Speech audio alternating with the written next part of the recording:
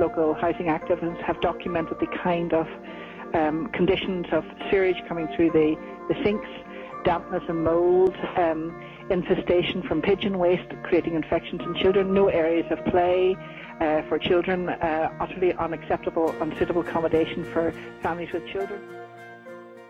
Are they at the table when people are deciding where money is spent? And the answer to that question is no. All we are asking is to be treated with respect and dignity, to be involved in decisions affecting our lives and to have our human rights respected. Our proximity to the city centre means that the land values have went up. The city centre boundary was moved there last year and it comes very close to the new lodge, and it increased the land values. Now our argument is that the cost of land shouldn't matter. If housing is needed, it should be purchased and bought, but there are no plans in the future for new building around the Seven Towers. The Participation and Practice of Rights project works with communities in North Belfast and North Dublin. The project supports groups in using a human rights-based approach to tackle deprivation and inequality. The PPR project has been working with residents of the Seven Towers since the summer of 2006. It is good to know that there are so many people interested in our stories, and hopefully you will be able to help us on this journey. Goodness gracious, it sounds absolutely appalling. And you know, I don't want to put people off their tea, but there's no guarantee that it's even your own affluent that's coming up through Well, exactly. The Seven Towers are the biggest development of its kind on the island of Ireland. Having been constructed in the 1960s, the towers are in a serious state of disrepair, with maintenance, sewage, damp and other problems. Responsibility for maintenance and for allocating flats in the Seven Towers lies with the Northern Ireland Housing Executive, who are in charge of social housing in Northern Ireland.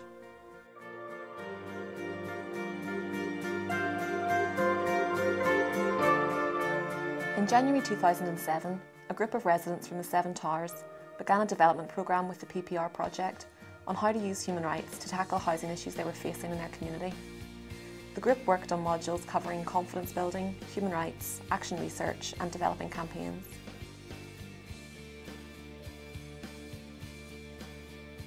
The programme made me aware of my rights and helped me to fight my right to housing, but working with other residents showed me that it is not enough to fight for yourself and get a result for yourself. You have to fight with and for the others around you to make sure everyone's rights are protected. On the 13th of June 2007, residents of the Seven Towers and the PPR project held an evidence hearing on the right to housing.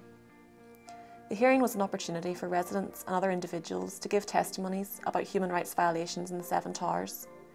Additionally, and uniquely, residents presented human rights indicators and benchmarks they had developed.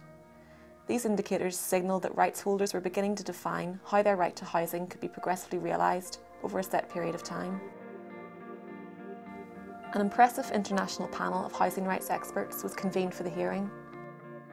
My work started in Canada about a quarter of a century ago when I started working in the area of housing rights with people living in poverty and facing increasing housing crises in Canada.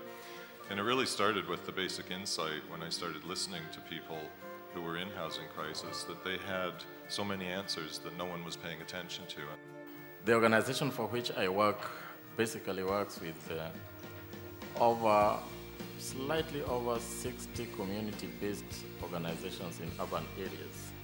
Basically what we are trying to do is to try to transform the human rights discourse in such a manner that the starting point and the ending point is the people.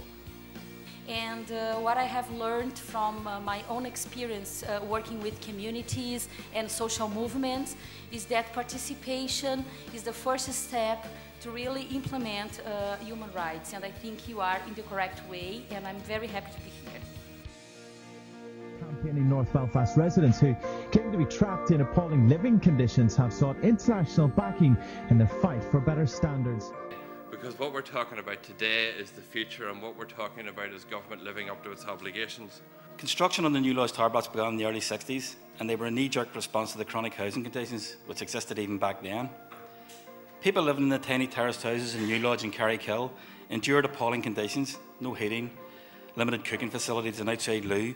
In some cases the only water supply was a tap in the backyard, maybe one bedroom for a family of 6 or more, etc, etc. Small wonder that the Belfast Corporation, who were responsible for housing at the time, had no problem in persuading people to move into what would have been seen as spacious, comfortable, warm accommodation, at least compared to what they were used to. As we've seen in the last decade in Northern Ireland, the rich are getting further and further away, and those poorest and those most excluded are going further and further off the agenda. And literally, we're seeing consultants' reports and proposals for redevelopment in which those who are in most need, those in chronic need of housing, are told, sorry, you're not part of this future. I'd also like to say that I am really impressed by the stuff that I've seen coming from the residents group. I have to say, as someone who's worked on human rights for a long time, I think it's phenomenal the amount of stuff you've taken and you've been able to produce, and, you know, following a particular framework. So huge congratulations to you in terms of what you've achieved so far. Because this is actually quite historical, that we have people themselves determining their human rights and their housing rights, determining their indicators and monitoring them. It's definitely very new.